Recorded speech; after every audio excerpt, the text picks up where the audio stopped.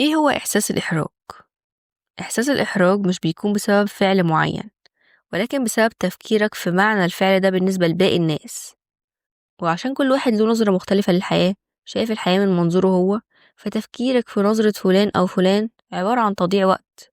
عشان كده بيقولوا رضا الناس غاية لا تدرك، وحرفيا محدش خسران غيرك، لانك بتداري في نفسك وشخصيتك وافكارك واهدافك، وتفضل واقف مكانك. اصلك دايما بتفكر انك هتحس بالاحراج لو حد قال رأيه في اللي انت بتعمله. غالبا الخوف من التعامل وإنك حاسس بالإحراج من إنك تعيش على طبيعتك بيكون جاي من شخصية عايزة تحس بالانتماء وخلاص، سواء بقى الناس دول شبهك مش شبهك، بيفكروا زيك أو مش بيفكروا زيك. انت بتعمل كده عشان خايف تبقى لوحدك. بس بصراحة لو وجودك وسط ناس معينة بيخلي دماغك ما تبطلش تفكير، وحاسس بالخوف إنك تقول أو تجرب حاجة عشان هيقولوا عليك غريب، ومش عارف تكون على طبيعتك وسطهم، يبقى دول مش ناسك، بلاها أصلا وجودك معاهم. الإحراج دي حاجة إحنا اخترعناها. الطفل الصغير مش بيحس بالإحراج، لكن البيئة حواليه بتأثر على عقليته. لو اتربى على إنه يخاف دايما من كلام الناس، دماغه هتتبرمج على كده، وطول حياته هيكرر في دماغه أسئلة زي هو الناس هتقول عليا إيه؟ هو الناس شايفاني إزاي؟ وهو ده أصل الإحراج. البيئة اللي اتربيت فيها كان ليها دور كبير في ده. في حاجات انت حاسس بالإحراج منها مش لأنها غلط، لكن لأنك اتربيت إنك تخلي بالك من كلام الناس ونظرته. وحتى لو محدش أساسا مركز معاك في موقف معين، دماغك برضو بتبقى متبرمجة إنك تفكر الناس ممكن تبصلي إزاي، والناس هتقول عليا إيه. طيب إزاي تعرف إن إحساس الإحراج مسبب لك مشكلة في حياتك؟ يعني مثلا لو لقيت نفسك بتعيد مواقف في دماغك وتحس بالإحراج منها، لو بتفضل مراقب كل كلمة بتقولها وكل حركة وكل تفصيلة، لو بتتجنب الناس والتعامل معاهم لأنك خايف تحرج نفسك، لو بتخاف دايما من نظرة الناس ومن النقد، يبقى فعلا أنت محبوس في سجن الإحراج. وده اللي يخليك تعيش مش مبسوط ومش عارف تحقق اللي أنت عايزه، لأنه بيخليك تبطل تتكلم، تبطل تعبر عن نفسك، تبطل تشارك شغلك، تبطل تحاول، تبطل تجرب حاجات جديدة، ومع الوقت تندم. مش عشان فشلت، لكن عشان محاولتش.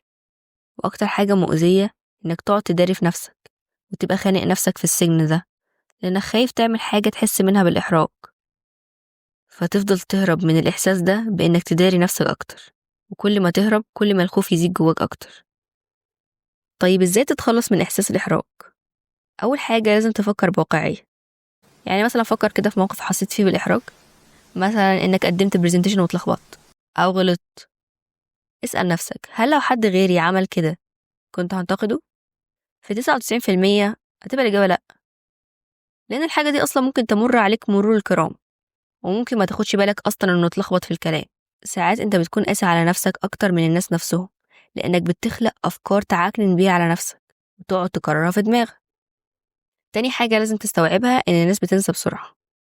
فكر كده في موقف محرج حد تاني عمله، أكيد مش هتفتكر في ساعتها. فدي حاجة تخليك تستوعب إن محدش مركز معاك للدرجة دي، إنه يقعد يفتكر كل حاجة بتعملها، لأن كل واحد عنده مشاكل ومشاغل وحياة تانية، محدش مركز للدرجة دي. فاللي انت حاسس منه بالإحراج غيرك بينساه في دقايق. تالت حاجة إنه حتى لو حسيت بالخوف أو بالإحراج من حاجة جديدة لسه بتجربها، ما تخليش الإحساس ده يمنعك إنك تكمل. الثقة الحقيقية هي إنك تتصالح مع مشاعرك، لأنك بشر، وتكمل عادي في طريقك للحاجة اللي انت عايز توصل لها. رابع حاجة إنك تشتغل شوية على ثقتك بنفسك. يعني لما قلت لك حتى لو حسيت بالإحراج كمل، كمان جرب حاجات جديدة، مش شرط حاجة كبيرة. اعمل حاجات بسيطة، اخرج وتعامل مع ناس جديدة، شارك رأيك وأفكارك. كل ما عودت نفسك على إنك تمام والعيون عليك، ده يخليك مرتاح أكتر بعد كده. وآخر حاجة هي إنك تتصالح مع كونك بشر. غالبا الخوف من إنك تحس بالإحراج بيكون سببه إنك بتسعى للكمال، يعني من الناس اللي بتحب كل تصرفاتها وكل كلامها وأفكارها تكون ولا غلط. بس فكر فيها شوية كده، إحنا كلنا بشر، وكلنا طبيعي نغلط، طبيعي دماغنا بتتطور كل يوم. حتى إحساسك بالإحراج من حاجة عملتها وأنت صغير مش منطقي. النسخة دي منك كانت بتتصرف بقدر المعلومات اللي كان عندها، فمش منطقي بعد مرحلة النضج اللي انت وصلت لها النهاردة تحس بالإحراج وتنتقد نفسك من حاجة انت عملتها زمان. من الآخر إحساس الإحراج مش بيجي من الفعل نفسه، لكن بيجي من تفكيرك في نظرة الناس للفعل ده. فعشان تتخلص منه لازم تعلي ثقتك بنفسك شوية، وإن تسيبك من نظرة الناس وكلام الناس ورأي الناس.